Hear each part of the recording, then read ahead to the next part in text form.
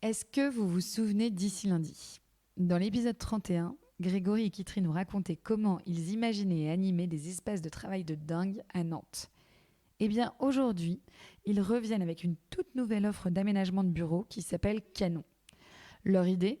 Vous partagez toute leur expérience pour vous aider à réaliser et à opérer votre bureau idéal. Pourquoi? Parce que tout simplement, ils ont passé plus de 10 ans à réfléchir aux meilleurs espaces de travail et je peux vous dire qu'ils ont eu le temps d'en tester des idées et n'ont gardé que les meilleurs, archi approuvés par toute la communauté d'entrepreneurs qui y travaillent, dont votre fidèle hôte. Et puis avec eux, c'est carré. Pas de mauvaise surprise, leurs experts, comme Claire, imaginent des moodboards, vous proposent des idées d'aménagement qui collent à vos besoins pour vous aider à vous projeter. Pas de galère de suivi de chantier, ils gèrent tout, des plannings au corps de métier. Tout ça dans une ambiance fun parce que bon, il faut quand même le dire, l'équipe est trop sympa.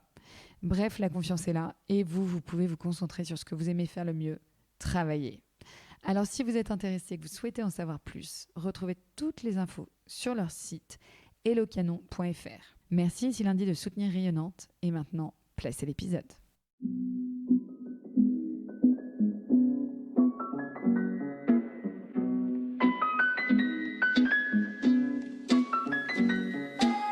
Hello à tous, je suis Éléonore Vigneron et je suis ravie de vous accueillir sur Rayonnante.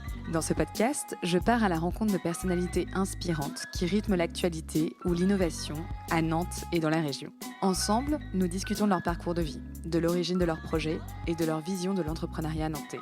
Rayonnante, un podcast original à écouter quand vous le voulez sur toutes vos plateformes de podcast. Aujourd'hui, je retrouve dans ses bureaux rue du Maréchal Joffre Camille de Bachet, la fondatrice de Bashka. Bashka, c'est cette jolie marque d'objets de beauté du quotidien, simple et épurée, des basiques intemporels qui donnent du style à notre salle de bain. Les produits sont sobres, dans des matières nobles et naturelles parce que Bashka, c'est avant tout l'amour des jolies choses et le souci du détail. À l'image de sa créatrice Camille, qui en 2016 se lance avec l'envie de dépoussiérer cet univers et de créer une marque qui correspondrait à ses attentes de consommatrice. Alors vous l'entendrez dans cet épisode, avec Camille tout est simple, facile et rapide. De là à nous donner envie de la suivre et de se lancer à notre tour. Bref, j'en dis pas plus, mais je vous laisse écouter notre discussion. Bonjour Camille. Bonjour Éléonore. Bienvenue dans Rayonnante. Alors Camille, tu as 43 ans, tu es la maman de 4 enfants et tu as créé la marque Bashka en 2016. Donc on enregistre cet épisode aujourd'hui dans tes bureaux, dans Nantes, dans tes jolis bureaux, où l'on retrouve justement toute la gamme de produits dont on va parler aujourd'hui. Mais avant cela, je voulais savoir si tu étais nantaise, Camille. Alors je suis un peu nantaise. J'ai été nantaise en fait 5 ans à l'adolescence. Après, je suis repartie faire mes études à Lille et j'ai passé quasiment 20 ans à Paris et de retour à Nantes depuis 5 ans. Et alors justement, si on rétropédale, donc raconte-nous un peu cette enfance. Avant Nantes, tu étais où? Tu as grandi où? Dans quel univers en fait? Avant Nantes, j'étais pas très loin puisque j'étais guérandaise, donc sur la côte, dans un univers du coup très vert puisqu'on vivait à la campagne. Avec mes parents qui étaient... mon père était menuisier, d'où mon appétence pour le bois, je pense, aujourd'hui. Et voilà, et on a bougé à Nantes pour le lycée. Et alors du coup, est-ce que tu avais déjà envie d'entreprendre? Est-ce que c'est déjà quelque chose qui t'animait petite? Ou est-ce que ça t'est venu un petit peu plus tard? C'est pas quelque chose qui m'animait petite spécialement, mais c'est vrai que j'ai toujours eu un caractère assez entrepreneur, sans pour autant me dire je monterai une entreprise plus tard. Je pense que ça a jamais été aussi clair dans ma tête à cet âge-là, mais j'ai toujours aimé alors entreprendre dans le sens d'organiser des choses dans ma vie perso, plutôt un esprit entrepreneur depuis toujours, je pense. Est-ce que tu pourrais nous raconter justement comment tu imaginais ta carrière en sortant de tes études? Est-ce que tu vois, le secteur de la beauté t'a toujours intéressé? Le secteur de la beauté m'a pas toujours intéressée. Je suis un peu tombée dedans par hasard. Et après mon école de commerce, j'étais plutôt en mode court-termiste. Je voyais pas très loin de ce qui pouvait... Voilà, j'ai jamais eu un plan de carrière assez défini. J'y suis toujours allée un petit peu au feeling et un peu à l'opportunité. Et après mon école de commerce, je me suis orientée du coup dans une spécialité plutôt marketing et développement produit. Et j'ai fait mon apprentissage chez Kiabi en tant que chef de produit junior. Et c'est vraiment là où j'ai compris que c'est ce que je voulais faire. En tout cas, c'était donc développer les produits avec des fournisseurs et monter des gammes. Et après Kiabi, donc je suis arrivée chez ABC Distribution où j'ai passé plus de 12 ans et c'est là où j'ai vraiment fait mes preuves en tant que d'abord chef de produit junior, ensuite chef de produit senior, chef de groupe puis directrice marketing où du coup je manageais une petite équipe de chefs de produit à la fin avant de partir. Et voilà, et en fait la boîte était toute petite quand je suis arrivée et j'ai vraiment grandi avec elle et c'est là où j'ai fait la plupart de mon apprentissage en tout cas dans ce métier. Ok, donc tu as travaillé combien de temps dans cette boîte ? Presque 12 ans. Ok. Et tu disais que c'était donc ABC... Excuse-moi, j'ai pas ABC compris. Distribution. ABC Distribution. Et donc tu faisais quoi exactement ? Et donc c'était un fournisseur de la grande distribution qui fournissait donc les gammes d'accessoires de beauté. Ok. Donc aux marques Elite, Franck Provo, on faisait aussi du maquillage, voilà, toutes les gammes de beauté qui sont vendues chez Leclerc, Auchan, Carrefour. Ok. Donc tu es arrivée finalement dans ce secteur un peu par hasard, par opportunité ? Tout à fait. Ouais. En fait, je pense que mon expérience chez Kiabi leur avait plu et du coup, je suis un peu tombée par hasard dans le monde de la beauté. Et j'ai vraiment plus accroché sur le monde de l'accessoire qui s'apparentait plus à ce que j'avais fait chez Kiabi en termes de mode et aussi à l'univers de la décoration que j'aimais beaucoup. Donc pour moi, ça réunissait un petit peu tout ça. Et qu'est-ce qui te plaisait justement dans ces univers-là ? Je trouve que c'est des produits très faciles à concevoir. Enfin, le champ des possibles est énorme. On peut vraiment faire ce qu'on veut, là où dans la cosmétique, c'est beaucoup plus compliqué. Donc moi, j'aimais bien cette facilité de concevoir et puis du coup d'avoir des possibilités de faire plein de styles différents et de concevoir aussi des produits beaux, parce que vraiment, j'ai toujours pour le coup eu une appétence pour la décoration, moins pour la beauté mais pour la décoration, et de se dire que c'est des accessoires qu'on a envie de laisser traîner dans sa salle de bain et qui seront jolis dans les cheveux, un mix entre la déco et la mode, c'est ça que j'aime bien dans l'accessoire. Et alors du coup, tu as passé plus de 12 ans, tu nous disais, à concevoir ces accessoires de beauté. Et alors à ce moment-là, tu as décidé de quitter ton job pour entreprendre. Quel a été ton déclic, tu vois ? Qu'est-ce qui s'est passé en fait pour que tu prennes cette décision ? Au niveau perso, j'avais déjà 3 enfants à l'époque, un gros job, loin, avec des grandes distances à faire à Paris. Donc je voyais pas beaucoup mes enfants et je voulais trouver déjà un boulot qui me permette de pouvoir un peu plus concilier les deux, sachant que toutes les mamans savent que c'est toujours difficile, mais j'avais des boss qui étaient loin de des problématiques féminines et qui imposaient des horaires qui sont normaux dans une société. Et moi, je voulais vraiment récupérer ma liberté à ce niveau-là. Et donc avoir plus de temps pour mes enfants, mais aussi j'avais envie de créer des produits pour un autre secteur de distribution, parce que la grande distribution nous imposait des prix tellement bas qu'on ne pouvait pas faire ce qu'on voulait en termes de développement produit.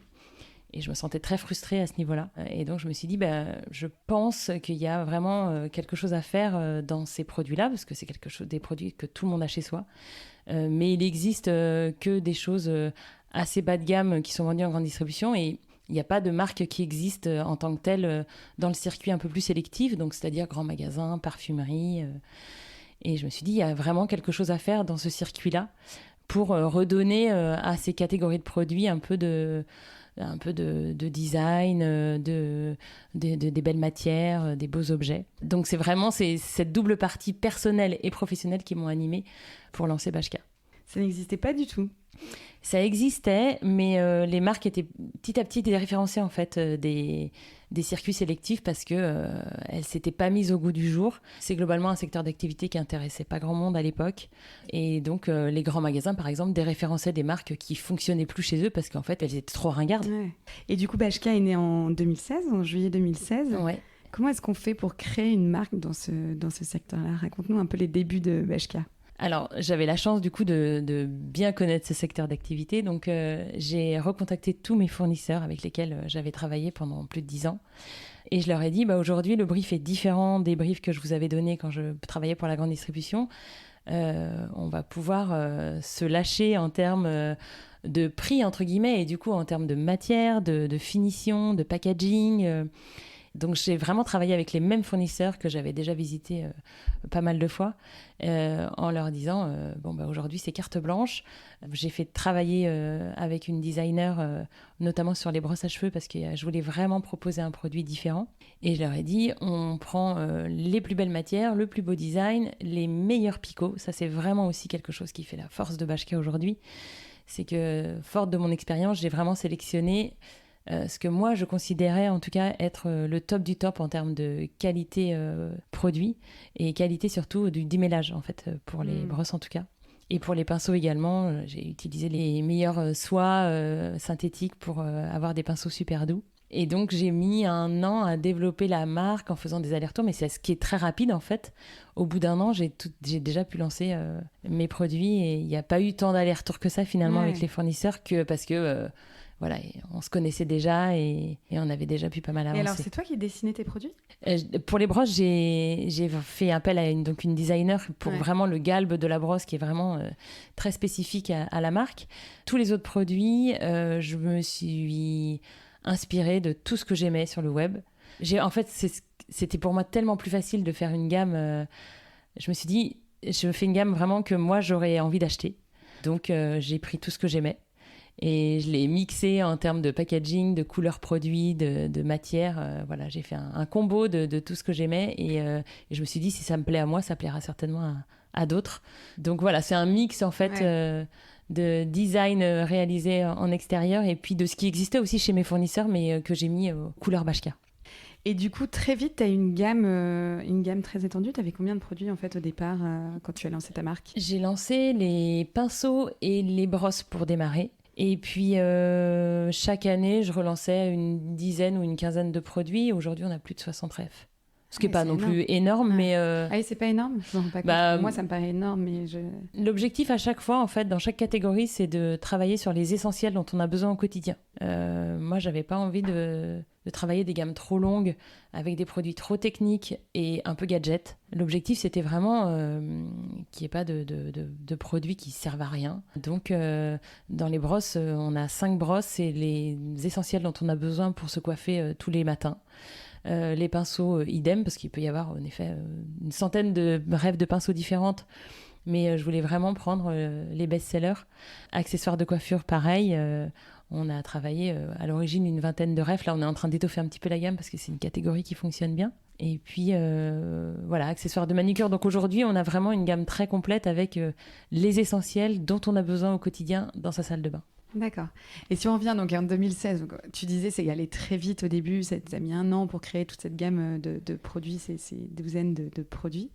Une fois que tu as tes produits, ta gamme de produits qui a été créée, comment est-ce que tu as fait pour te lancer en fait ? Quelle a été ta vision à ce moment-là ? Comment est-ce que tu as développé ta marque en fait ?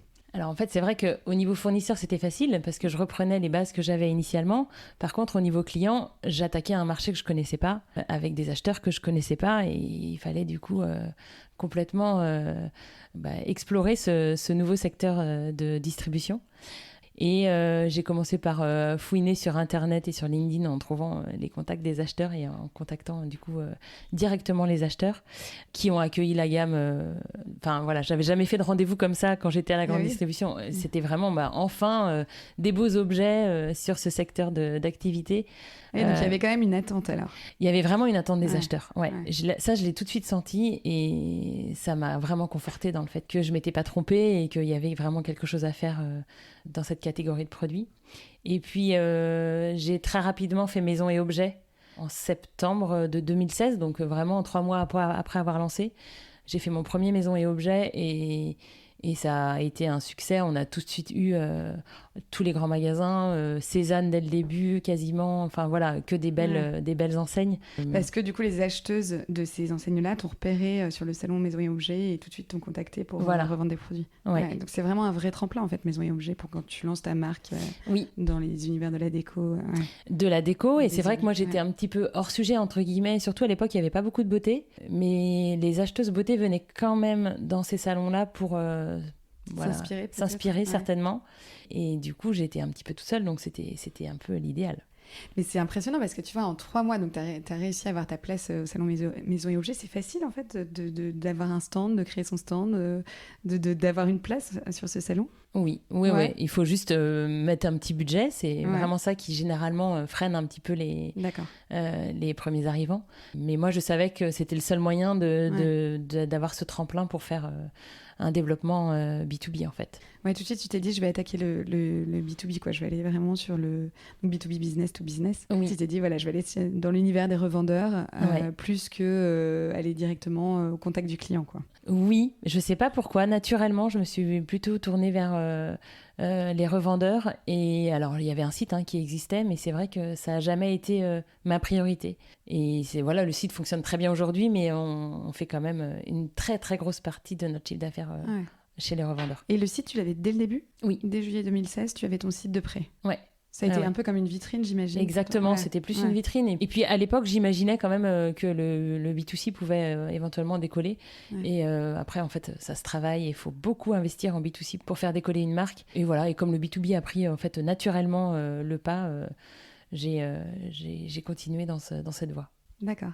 Et donc, si on revient sur ce mois de septembre 2016, tu fais le salon Maison et Objets. Là, tu es repérée par des acheteuses, tu disais, de grandes marques, donc elles t'achètent tes produits. Et tout de suite, ça a lancé en fait ta marque ou Quasiment tout de Ouais, suite. Quasiment tout de suite. Ouais, ça a été Ouais. vraiment très rapide. Et puis ensuite, du coup, la marque était présente au Bon Marché au printemps et chez Cézanne assez Ouais. rapidement. Et ensuite, les acheteurs du monde entier viennent voir ces grands magasins qui sont un peu des magasins vitrines et exemples pour les acheteurs. Donc ensuite, j'ai été contactée par exemple par Anthropologie aux États-Unis parce qu'ils avaient vu la marque au Bon Marché. Donc en fait, après, ça a pris tout seul et j'avais Ouais. même plus besoin de faire de salon. Ouais. Ce qui est quand même... C'est incroyable comme ça allait vite, n'empêche. Ouais, ça allait très vite ouais. au début. Ouais. Ouais, c'est vraiment incroyable. Et c'était quoi les premiers retours de tes clients? Tu te souviens un peu les feedbacks qu'on te donnait à l'époque sur tes produits, sur ta marque? C'était... Alors encore aujourd'hui déjà, je pense à toi tous les matins quand je me coiffe. J'ai souvent ça de la part de mes copines. Et surtout, enfin une brosse qui fait pas mal, qui fait des beaux cheveux, qui n'arrache pas les cheveux et ma fille arrête de crier le matin quand je la coiffe. Voilà, beaucoup de super retours sur nos brosses qui restent aujourd'hui le produit phare de la marque. Parce que, comme je te le disais tout à l'heure, j'ai vraiment utilisé le top du top en termes de picot.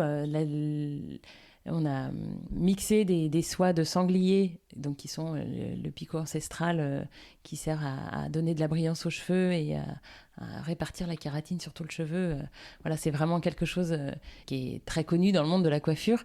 Et en fait, ces picots naturels, on les a associés à des fibres de nylon qui viennent vraiment masser le cuir chevelu, donc réactiver un petit peu le cuir chevelu et qui redonne un petit peu qui aide à la repousse. Et le mix des deux fait vraiment aujourd'hui un produit qu'on ne trouve pas ailleurs et qui révolutionne le brossage des mamans et des petites filles au quotidien.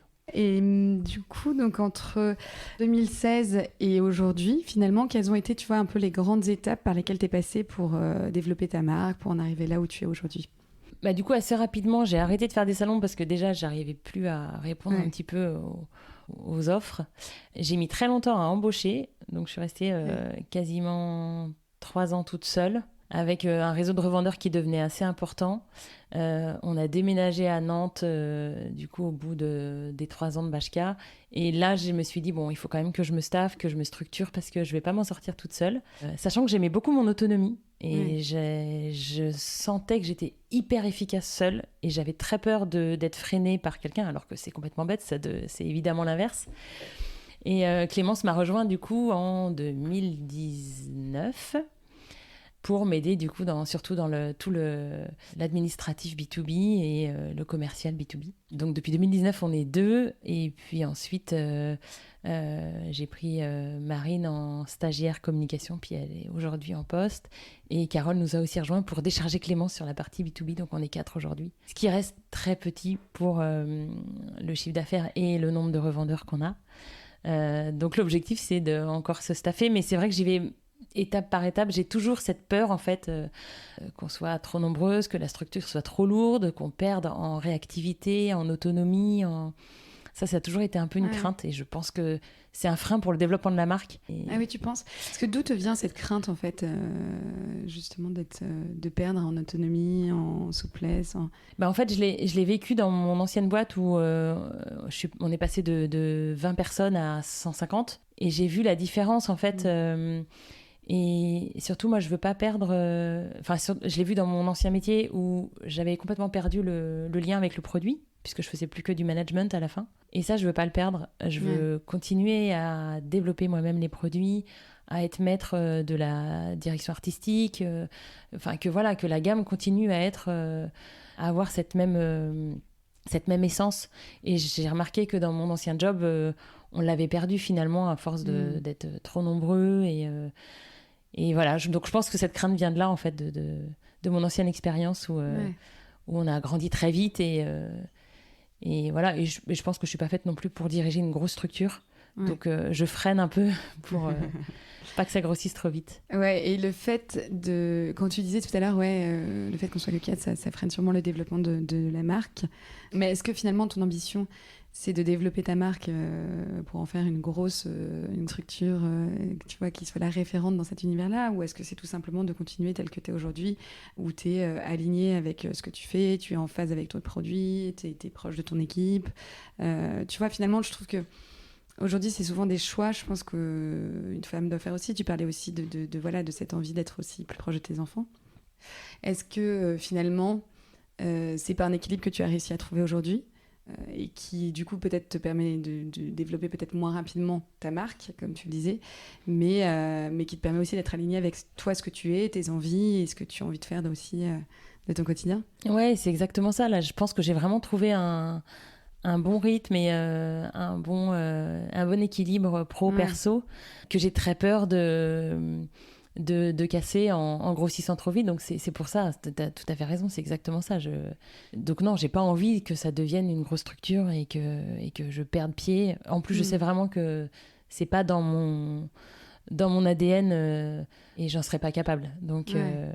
après, je pense qu'on peut être un ou deux de plus, ce serait pas mal et ça ferait du bien D'ailleurs, on va en parler, tu recrutes quelqu'un? Ouais. Tu cherches un nouveau profil? On cherche un nouveau profil, donc à Nantes, justement pour développer tout ce côté B2C, pour évidemment donc un profil assez digital pour développer le site internet et pour aussi gérer la partie retail physique, puisqu'on va bientôt acquérir une petite boutique à Nantes, qui va être plutôt une sorte de showroom dans lequel on aura aussi nos bureaux. Et là, l'objectif, c'est aussi de se rapprocher de nos clients B2C, d'être un peu plus en lien avec eux, de les croiser, de parler produits avec eux, et puis aussi de pouvoir faire un petit écrin Bashka dans la boutique et de s'éclater au niveau merchandising. Canon, on a hâte de voir. Tu as le droit de nous dévoiler l'adresse ou on la garde un peu secrète encore? On la garde encore secrète parce que c'est pas complètement signé, mais en gros c'est un peu dans le centre et surtout ce sera ouvert, je pense, début novembre, on espère, pour être prêt pour Noël. Comment est-ce que tu définirais le style Bashka? On a parlé beaucoup de tes produits. Simple, naturel, efficace, je dirais, et beau. Une fois de plus, l'objectif c'était de rendre ces objets du quotidien plus jolis qu'ils n'étaient. Tout en gardant l'efficacité et la naturalité aussi qui drive quand même pas mal la ligne de la marque avec des matières naturelles et des produits éco-conçus. Voilà, ça reste quand même un objectif.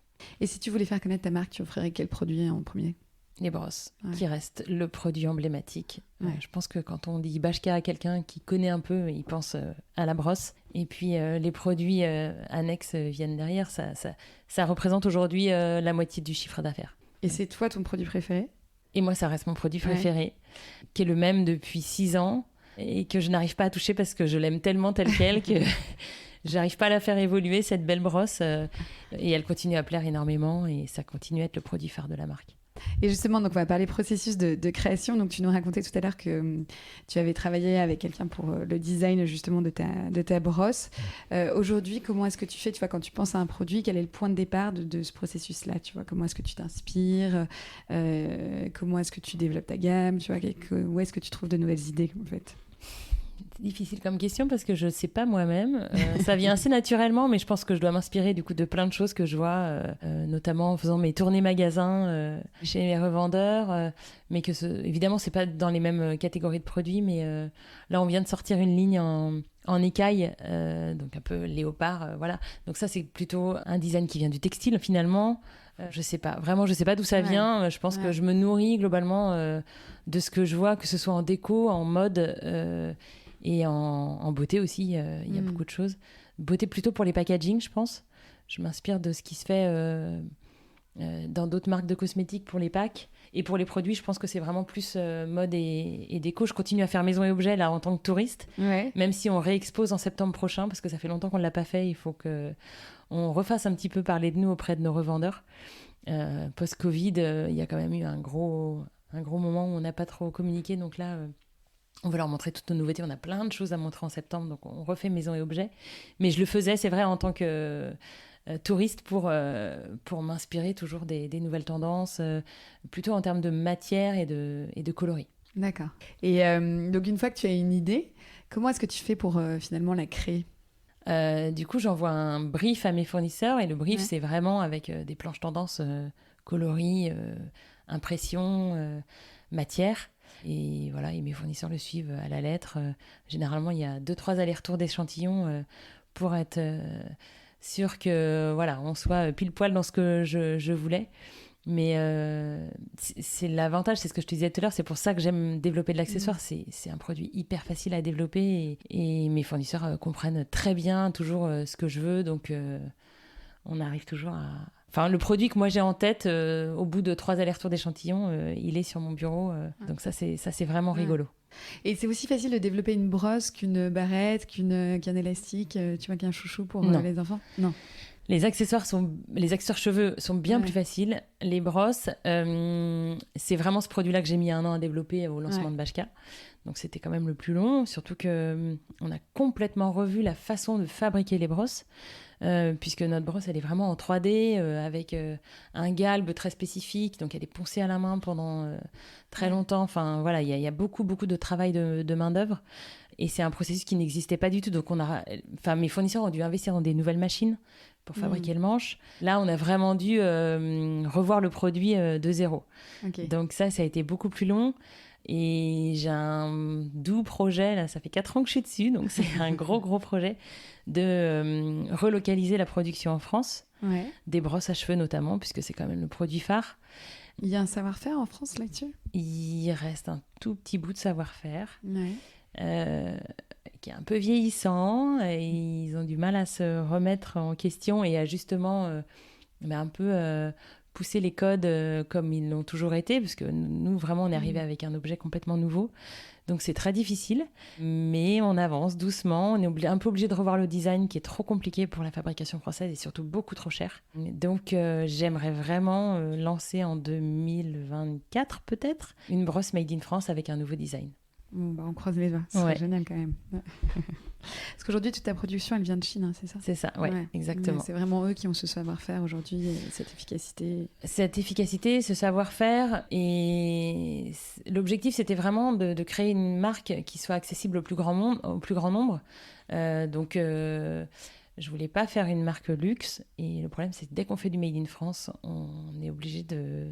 Voilà, mes brosses, ce serait à plus de 150 € si on les faisait en France actuellement. Donc l'objectif aujourd'hui, c'est de trouver un compromis pour faire une brosse qui reste accessible au plus grand nombre. Mais je veux pas du tout aller dans un produit de luxe. C'était pas du tout l'objectif initial. Et comment est-ce que tu choisis tes produits ? Est-ce que tu les choisis en fonction de tendance de marché, en fonction de tes affinités, en fonction de quoi en fait ?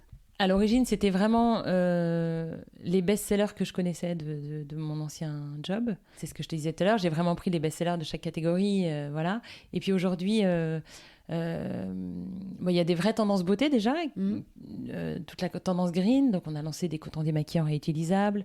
On a lancé une éponge Conjac, des produits en bois là où ils étaient en plastique. On a fait une lime en verre au lieu de les faire en carton pour plus qu'elles soient jetables. Donc ça a été aussi... en tout cas, la tendance green a été un vrai axe de développement. Et puis, aujourd'hui, on s'oriente plus vers les accessoires cheveux qu'on le vend en poupe.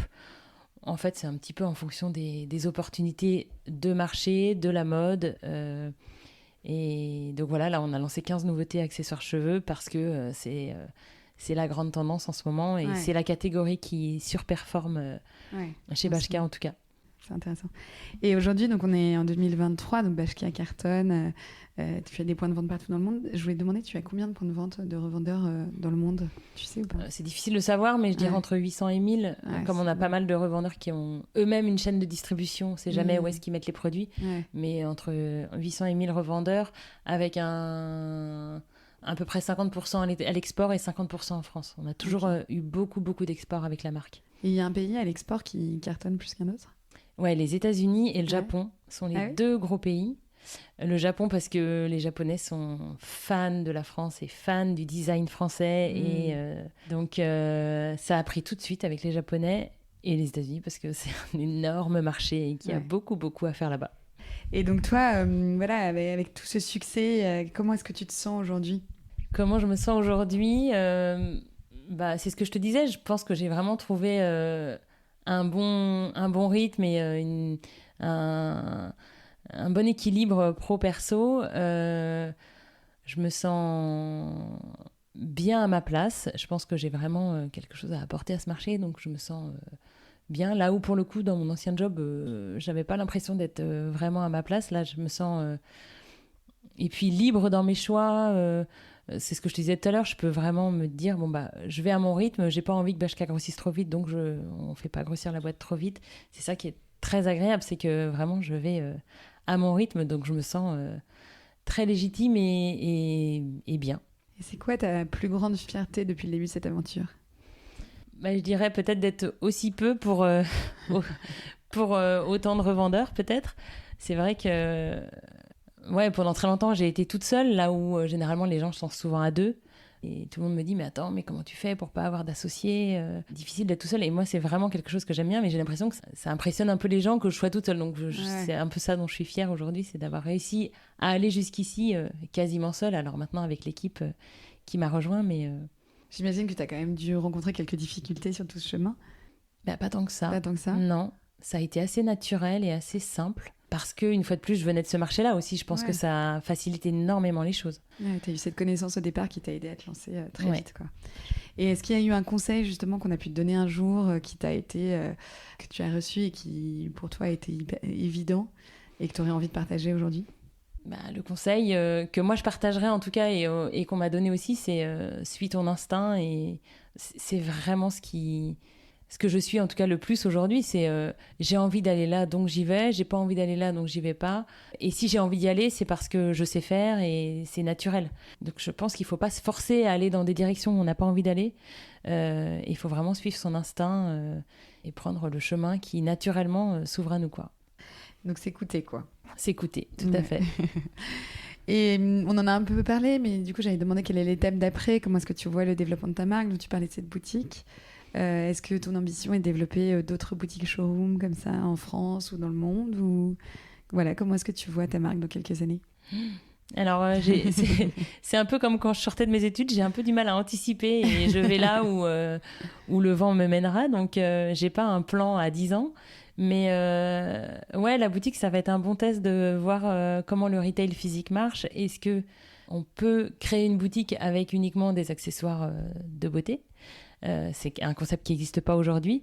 Donc, c'est un bon test. Et si ça fonctionne, j'aimerais bien, en effet, pouvoir ouvrir d'autres boutiques. Ça, ce serait super.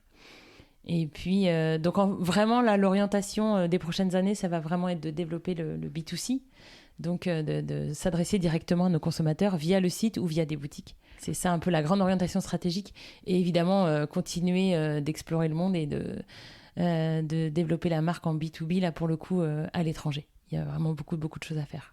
Et ça, tu te vois, toi, comme ça encore, continuer à te déplacer à l'étranger pour aller développer ta marque? Alors, depuis le Covid, il n'y a plus du tout de déplacement et tout se fait sans aucun problème à distance. Ah oui, tout en visio. Tout en visio, et voilà. Et puis, c'est plus trop dans l'air du temps de prendre des avions pour aller faire une présentation à l'autre bout du monde. Donc, et moi, ça me va très bien. Pareil, toujours, on privilégie la vie de famille. Et... Donc, je me déplace très peu, finalement. Et on fait tout à distance et ça se passe super bien. Ouais, c'est génial de savoir qu'il y a aussi, tu vois, cette possibilité-là. Ouais. Et je vais te parler un peu équilibre vie pro, vie perso, parce que du coup, on parlait des enfants tout à l'heure, tu en as quand même 4. Comment est-ce que tu fais pour tout gérer, à la fois ta marque, à la fois tes enfants comment tu arrives à trouver un équilibre entre ces deux univers et en même temps te garder du temps pour toi aussi? Alors, du temps pour moi, j'en ai pas beaucoup, par contre. Et du temps pour les enfants, je me suis vraiment imposée depuis le début que Bachka déborde pas sur la vie perso. C'est pour ça que, de temps en temps, je stoppe Bachka et je me dis, bon, bah, c'est terminé pour aujourd'hui. Et à 18h, j'arrête toute ma journée et je me consacre aux enfants. Je continue à pas travailler le mercredi après-midi. Ça m'arrive d'aller les chercher à l'école à 16h30. Enfin, c'est quand même un super rythme. Et je vraiment toujours voulu garder ce rythme-là, quelle que soit la charge de travail qu'il y avait à côté, pour pas que ça empiète sur ma vie perso. Et j'arrive à m'y tenir jusqu'ici. Et alors, je vais te parler un peu de Nantes, parce que du coup, Rien Nantes est un podcast nantais. Je voulais savoir un peu ce qui te plaît dans le fait de travailler à Nantes. Oh là là, beaucoup de choses. Nous, le retour à Nantes a été facile, puisque déjà, c'était un retour. Donc, on a retrouvé nos copains, la famille. Donc, un vrai soutien aussi au niveau perso. Et au niveau pro, c'est vraiment une ville hyper dynamique, avec énormément d'entrepreneurs. Mais Paris, évidemment, il y a énormément d'entrepreneurs aussi, mais je trouve que le réseau nantais est hyper bienveillant et puis hyper facile. Enfin, déjà, c'est plus petit que Paris, et puis les gens sont beaucoup plus connectés les uns aux autres. Tout le monde partage son expérience. Moi, je me suis jamais mis dans un réseau d'entrepreneurs, donc j'ai vraiment tout le temps été en solo. Et à Nantes, c'est plus du tout un poids parce qu'en fait, on se fait plein de déjeuners, il y a plein de mini-réseaux qui existent et c'est hyper facile d'avoir des infos, des conseils et tout ça avec vraiment de la bienveillance et du partage que j'avais pas du tout à Paris. Et qu'est-ce que t'évoques cette ville ? Cette ville, la mer, même si c'est pas juste à côté de la mer, c'est vraiment moi quand on est revenu, cette espèce de moiteur salée qu'on retrouve à Nantes. Il y en a beaucoup qui disent qu'il pleut trop, mais moi j'adore la pluie, j'adore cette ambiance humide. Voilà, moi c'est un peu ça que ça m'évoque. Ouais. Et puis ce rapprochement avec la mer que j'ai vécu pendant mes 15 premières années à Guérande. Donc voilà, c'est quand même important pour moi de vivre pas loin de l'océan. Et qu'est-ce que tu aimes faire à Nantes ? Qu'est-ce qu'on aime faire à Nantes ? Voir les copains. Voir les copains, sortir. Je trouve qu'il y a vraiment un tissu social hyper sympa avec des gens surtout qui ont les mêmes envies que nous. Et ça, chose qu'on ne retrouvait pas à Paris. En gros, il n'y a pas que le boulot dans la vie. Il y a aussi avoir une vie saine, voir ses enfants, profiter de chaque moment en famille. Et c'est ça que j'aime, c'était cet état d'esprit qu'on avait un peu perdu dans nos vies parisiennes. Et alors, dernière petite question, justement, est-ce que tu as des adresses à nous partager ? Alors moi, je fais beaucoup de restos, beaucoup de déjeuners avec justement soit des copains, soit du réseau d'entrepreneurs. Et donc, nous, pour l'instant, les bureaux sont rue Maréchal Joffre, où il y a quand même pas mal de bars et pas mal de restos. Et dans le quartier, moi, j'aime beaucoup aller chez Saint, qui est le resto au bout de la rue, et au Brocéliande, qui sont de super restos. Voilà. Eh ben merci Camille, en tout cas, pour le temps que tu m'as accordé aujourd'hui. Et merci Éléonore. Pour la qualité de notre échange. Et puis, je te souhaite une bonne journée. Ouais, merci à toi aussi. Bravo à toi, cher auditeur, qui est allé au bout de cet épisode. Si tu l'as aimé, merci de le partager largement autour de toi.